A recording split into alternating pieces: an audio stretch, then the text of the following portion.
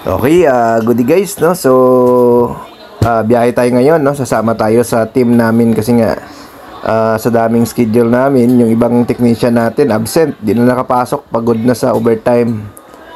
So, dahil marami tayong schedule, kailangan natin sumama para matulungan sila sa gawa, no? So, pupunta kami ngayon guys ng Golden City. Mayroon kaming i-repair na Panasonic. Ang problema daw, start post ayaw gumana. So pupuntahan natin. So ito na nga guys, no, yung Panasonic nadat na natin. Ito may mga tapal-tapal na, ayan. Tapos tanggal na rin yung pinakapindutan. So alisin natin tong tinapalila di sir dito. Tingnan natin. So ito common problem ito ng Panasonic Eco Aquabit na washing. Lalo na kapag hindi nyo siya tinakpan na nabutas na yung pinakapindutan niya. So, dyan dumadaan yung tubig kaya nasisira yung tuck switch. So, kailangan guys, ang gagawin nyo, yung pindutan, once na nabutas na yan, takpan nyo na kagad ng tape para hindi mapasok ang tubig. No? So, tulad nito, natanggal na yung tuck switch dahil nabasa. No? So, ang gagawin namin guys, papalitan natin to.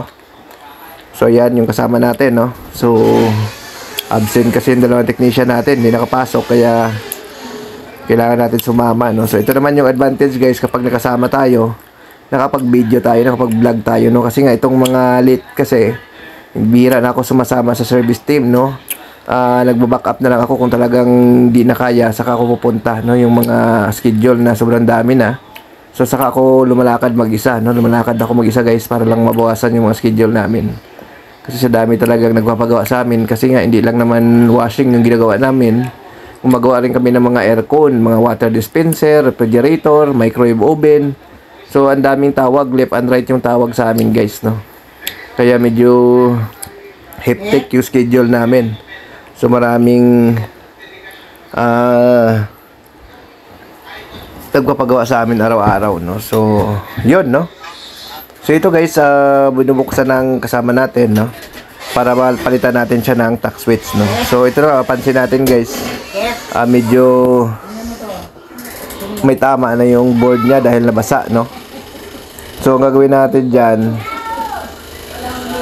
papalitan na lang natin ng tuck switch, guys, no? So, madali na naman ito, guys, kung mayroon kayong pamalit na tuck switch, no? Kasi madali na naman yung pagkalas nito. Ang tuck switch yan, guys, nakukuha yan sa mga lumang board ng Samsung, pwede dyan, no? So, ayan, kinabitan na natin, guys, no? Hindi na pinakita. So, ayan, testingin na natin ito mamaya-maya. Ibabalik lang natin siya. No? So, yun, no? So, common problem ng ito ng, Panasonic, no?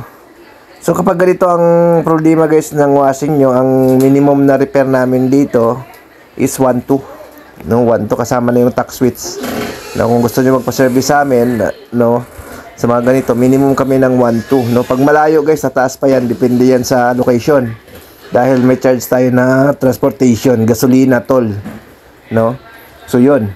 No? So, kung ikaw ay may washing machine, ingatan nyo po na mabutas yan, yung pindutan, para hindi kayo mapagastos, no? Kasi nga, once na masira yan, obligado kayong magpapagawa. Either bibili kayo ng bago, or ipapagawa nyo yung washing machine nyo, no?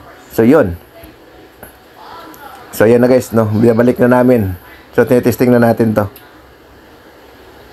So, ayan. Ito na guys, no? So, nilagyan na lang natin siya ng tape. Pero, in-advise natin si customer na lagyan niya ito ng clear na tape para hindi mabasa yung board, no? Kasi pag once nabasa yung board, papalit ka ng board kapag hindi na siya kayang i-repair. Yun. Okay? Thank you. Bye-bye.